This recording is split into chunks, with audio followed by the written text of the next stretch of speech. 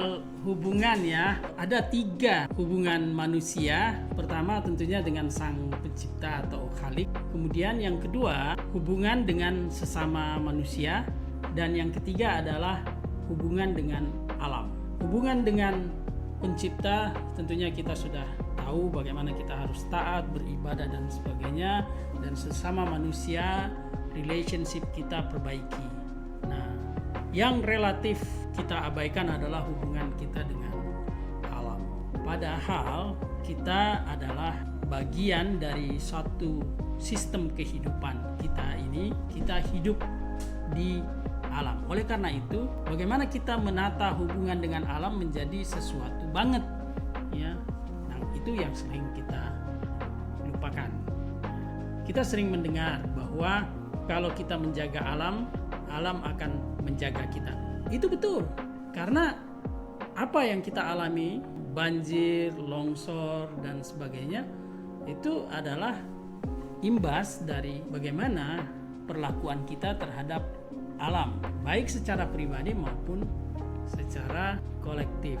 Nah, apa manfaat kalau kita memperbaiki hubungan kita dengan alam? Yang pertama itu tadi, secara fisik kita akan terjaga karena kita akan dapat udara yang bersih, air yang jernih. Tapi ada hal lagi bahwa ketika kita menata hubungan kita dengan alam, maka secara psikologis, secara emosional kita akan lebih sehat. Banyak riset menunjukkan bahwa orang yang bersahabat dengan alam itu tegar, ya, awet muda. Secara psikologis tingkat stresnya jauh lebih rendah. Marilah kita menata hubungan dengan alam dengan menjaganya. Nah, caranya satu adalah kita belajar mengapresiasi alam.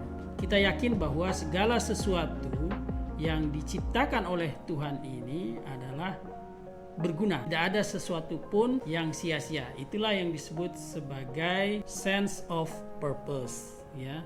Segala sesuatu punya purpose. Lumut yang ada di hutan itu bisa jadi obat kanker, rumput-rumputan itu bisa jadi obat malaria dan sebagainya. Kalaupun bagi kita itu tidak ada gunanya, hanya kita yang belum tahu manfaatnya. Jadi kita belajar mengapresiasi alam. Yang kedua yang kecil-kecil yang bisa kita lakukan, pernah nggak bercakap-cakap dengan kucing? Kalau kita ngomong dengan kucing, saya tuh biasa di rumah ngobrol dengan kucing, apa kabar? Biasa orang rumah bilang, kok ngobrol sama kucing? Padahal ya, mengobrol dengan kucing, mengobrol dengan bunga, dengan kembang, satu, kita berbagi kebahagiaan, berbagi kasih sayang dengan makhluk yang lain. Yang kedua sebenarnya kita memperkaya diri kita, kita memperkaya mental kita.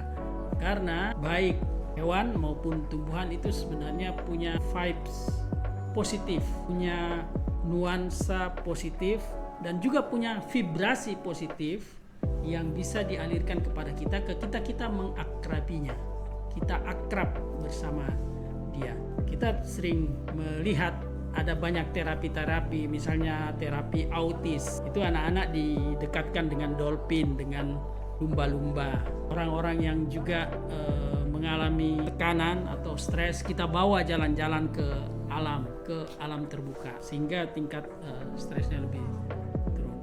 Dan ada juga riset yang menunjukkan bahwa pasien yang dirawat di rumah sakit, sekelompok pasien yang berada di ruang tertutup dengan kelompok pasien yang di jendelanya itu, di dekat tempatnya, di dekat bednya itu ada jendela dan bisa melihat keluar ke taman, itu tingkat kesembuhannya jauh lebih tinggi.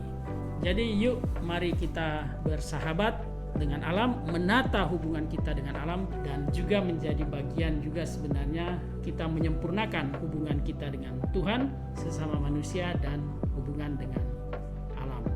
Bagaimana? Setuju atau setuju banget?